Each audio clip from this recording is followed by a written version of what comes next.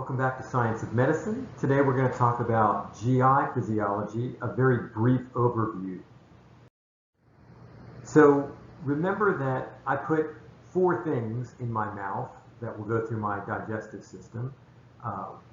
Carbohydrates, proteins, fats, and everything else which I can call roughage or fiber, or whatever term that I actually want to put forward in this. And when I do this, this GI tract is actually a tube structure that's been modified that goes from my oropharynx down to my anus. Now, I'm going to have to do a lot in order to actually get that food, which I'm putting in, separated, broken down, and then absorbed into the body. And it requires an enormous amount of coordination. And that's why there's a nervous system designed just for my gastrointestinal tract. I've got to be able to coordinate the movement of that food in one direction, ideally.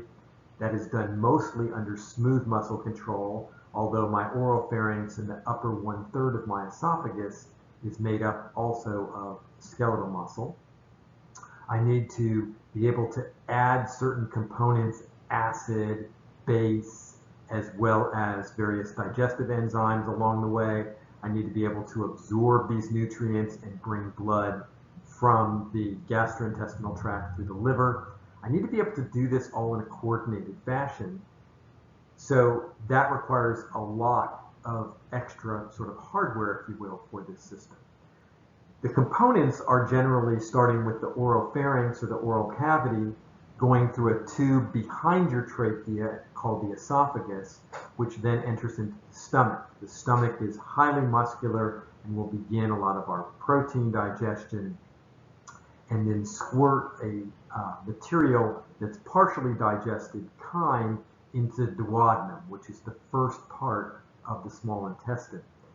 In the small intestine, both the duodenum as well as the jejunum and the ileum, a lot of things are going to go on. I'm going to have my digestion and absorption of most of my nutrients. And that's going to be facilitated by the exocrine pancreas releasing things such as sodium bicarbonate to neutralize the acid in the stomach, as well as digestive enzymes. I'm also going to emulsify the fats from bile that's going to be released from the liver or stored in the gallbladder and released that way.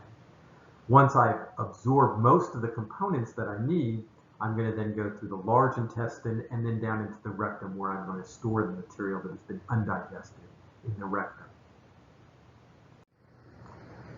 Now, overall, I'm going to take one of those 4 things, if you will, that I'm putting into my mouth. I'm going to move them from place to place, put the proper things in to break them down, absorb the breakdown products, and then coordinate this through this nervous system and also under hormonal control. So, as I mentioned, in order to coordinate movement, I have to have a very specific thing occur. In the smooth muscle of my gastrointestinal tract, in order to get things moving in one direction, I need to be able to relax the portion of the gastrointestinal tract just past whatever the food bolus that I have is, as well as then coordinate contraction just before where the food bolus is. This way it keeps it in one direction. Now we all have the experience of having that go in reverse or retrograde direction when we vomit, for example, but the design is primarily for us to be moving it in a forward direction. And this takes a lot of coordination. This is under nervous system control. Both our autonomic nervous system in general, things like the sympathetic nervous system. In this case, if I'm activated my sympathetic nervous system and I'm trying to run away from some foe, I don't care about digesting things in my gastrointestinal tract, so the sympathetic nervous system tends to inhibit activity in the GI tract. And the parasympathetic nervous system, which is part of that rest and relaxation response, will increase the activity. But very specific nervous system to the gastrointestinal tract is made up of 2 parts. The myenteric or Auerbach's plexus, which is controlling the muscles or the peristalsis, and the submucosal or Meissner's plexus, which will control all the secretions as well as the blood flow. I have fairly complex hormonal control. There are very many agents that actually will do various things at target organs. I'm not going to talk about that. A more complete physiology course would do that, and I do that in my normal physiology course. But here I just want to give you an overview. So let's start with the oral cavity. As we know, the oral cavity is made up of my mouth and back of my throat. Everybody has probably had the experience where you know that there is a common opening in the back that can go out through the nasal cavity, not by design. Most people don't want to pass things through their nose to get it back into their esophagus, but nonetheless, it can occur. The largest skeletal muscle that I'll have in my oropharynx will be actually my tongue, which will be able to move those food boluses around and macerate them, because that's going to be one of the main purposes of my oropharynx, is to take whatever I put in my mouth, mash it up so that I can put it in a small enough bolus to send it down my esophagus. I also will slime it, that is, coat it with saliva to make it easier to actually go down.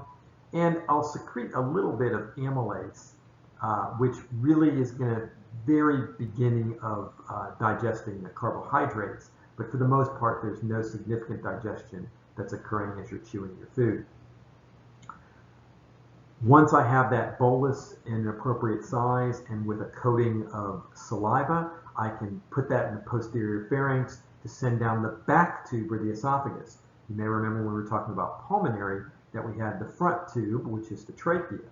And there is an appendage at the base of the tongue called the epiglottis. And the epiglottis, when that bolus goes to the back of the throat, will cover over that opening to the larynx, to the trachea, so that food doesn't go down the front pipe. We all have the common experience that that does sometimes occur. And then we'll have a cough reflex that will be generated. Now, once I move that bolus of food down into the esophagus, when I make a conscious effort to swallow, that is under skeletal muscle control. But once it gets down past the beginning part of the esophagus, now that peristaltic movement that is due to the smooth muscle is actually going to take over. I'll deliver that bolus of food down into the stomach. The stomach is a highly muscular, smooth muscle appendage that will actually start the digestion, particularly of the proteins that I have in that food bolus. I'm going to have an acid bath because the pH of the predominant enzyme that is beginning the digestion of your proteins, pepsin, is going to be active at a pH of about 2. So I will have this acid bath, which is hydrochloric acid, being used as a way of activating the enzyme pepsinogen. So I send this bolus down into the stomach.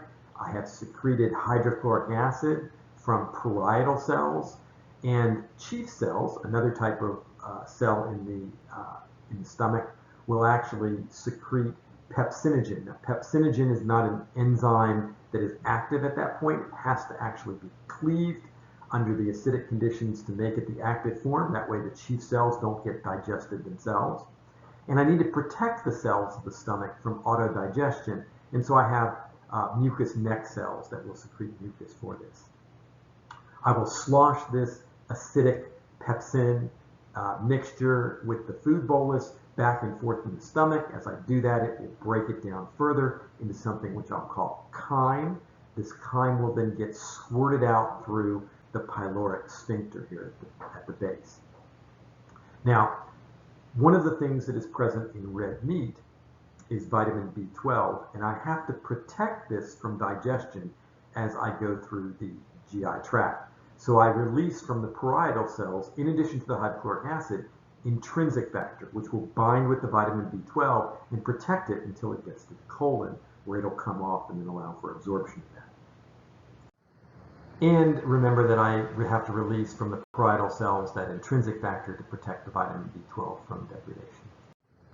So once I actually have that chyme, which is my partially digested protein and other materials, I'm going to squirt it through the pyloric sphincter. This is a true valve sphincter that will open and close and squirt into the duodenum. The duodenum is sort of a C-shaped portion of the small intestine, and in the head of the pancreas is located in that C-type portion of the small intestine. And that's very critically important in terms of that anatomy. So I now have partially digested protein, mostly undigested fats and carbohydrates that are going into the duodenum. And I have to do a lot here. The first thing is I have to digest other things, such as the proteins that haven't been digested, as well as carbohydrates, and begin emulsifying fats. Many of the enzymes that are necessary for this are not going to work at a pH of 2 of the stomach.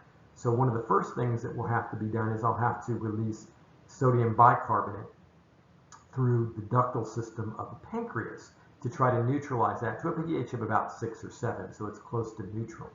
And then the enzymes that come from what's called the exocrine portion of the pancreas. This is everything except for the cells that are related to the endocrine portion of the pancreas, and is the bulk of the pancreas.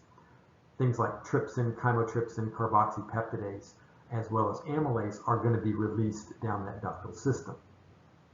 I'm also going to have bile, which is stored in the gallbladder after being made in the liver, that's going to be squirted down and released into the duodenum, and it will help with the absorption of cholesterol and fatty acids. It'll help emulsify those. I do absorb some things in the duodenum, and this is particularly important. One of the significant diseases within the duodenum is a disease called celiac disease, where you don't absorb that much, and this can be negatively impacted on absorption. So things such as iron, calcium, and the fat-soluble vitamins A, D, E, and K are absorbed here. Now remember, vitamin D is also made in the skin, but you can also absorb it here in the duodenum. So I've continued digestion of the proteins. I've started more serious digestion of the carbohydrates, emulsification of the fats and the lipids, and I've started to absorb some things before I go out of the duodenum into the first part of the second part of the small intestine, the jejunum, and then later on to the ileum. So in the jejunum and the ileum, which occupies most of the length of your gastrointestinal tract, I'm going to have very, very, very high surface area.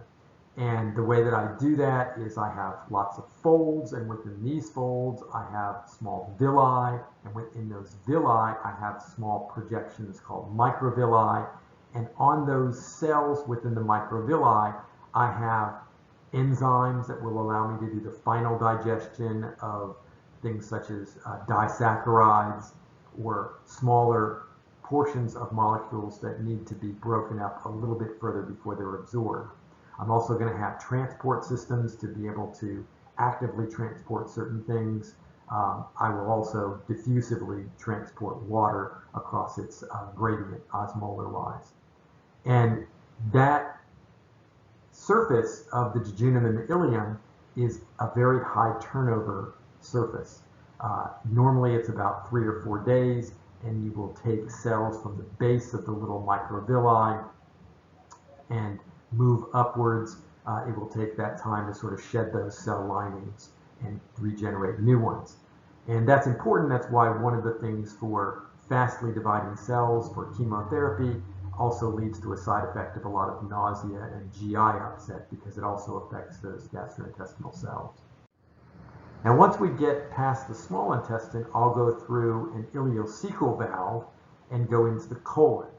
The colon will go up across your body down to the rectum, and the colon is mostly responsible for absorbing water and that B12. Intrinsic factor will drop off and allow me to absorb B12, and I'll create whatever's left over that isn't digested, making feces. And I'll also have dumped some stuff into my gastrointestinal tract from my liver. It'll end up being sort of a repository for a lot of things that I want to try to get out of my body, and I can mix that in within my stool. Now, the liver is critical in the gastrointestinal tract and does an enormous amount for your body. But it is somewhat unique in that it has a dual blood supply.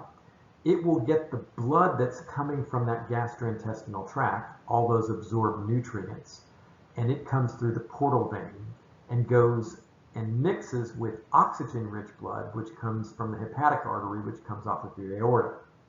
Now, when it's in the liver, it works through these sinusoids to be able to flow past hepatocytes or liver cells. And what will happen is that I will have modifications of what's in there. For example, if I take drugs, I'll have what's called first pass metabolism occur. And all of those things will end up meandering to a central vein, which will then end up collecting and going back to the right side of the heart. Now, the hepatocytes themselves make a lot of things. We'll talk about that in a minute. They make things like albumin and complement proteins, which are involved in your protection of your in your immune system, and they'll release these directly into that.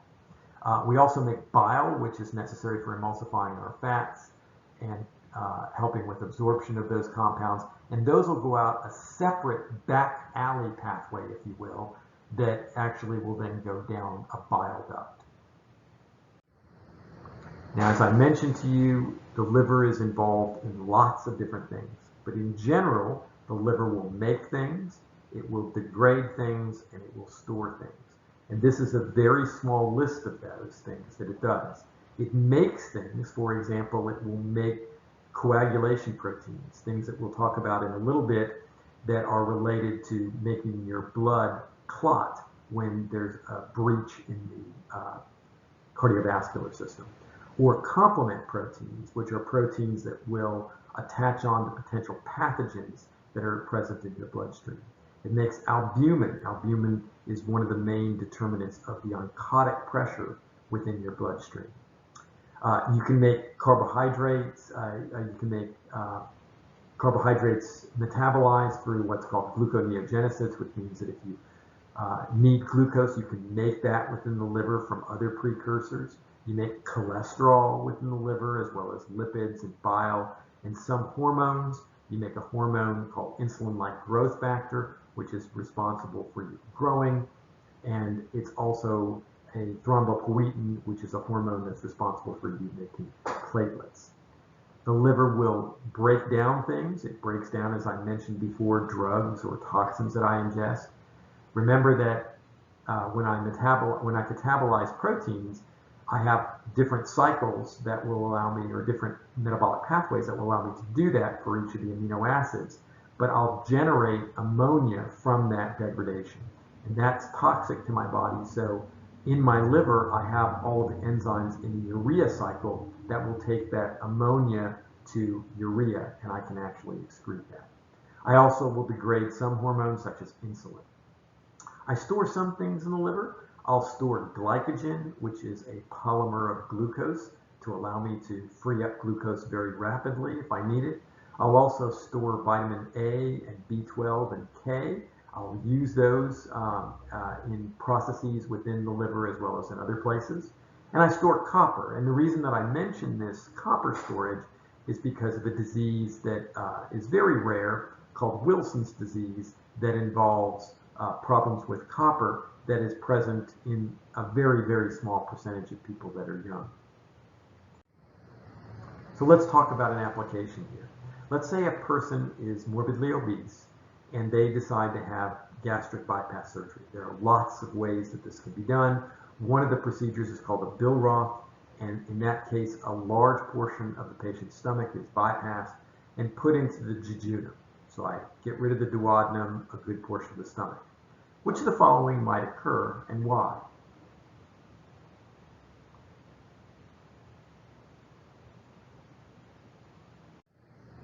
So hopefully you recognize that the person might develop vitamin B12 deficiency. If I cut out a good portion of the stomach, I may not have the intrinsic factor released from the parietal cells to be able to protect the vitamin B12 from autodegradation, not from absorption problems. That's occurring in the colon. Amylase doesn't do anything for protein. Sodium chloride is absorbed in the jejunum and the ileum for the most part. Carbohydrate absorption doesn't have anything to do with the acid. In fact, we have to actually neutralize the acid before the enzyme is actually going to help with that digestion. And vitamin D deficiency, I would have potentially if I didn't, one, make it in the skin, and two, it has nothing to do with bicarbonate in terms of that. So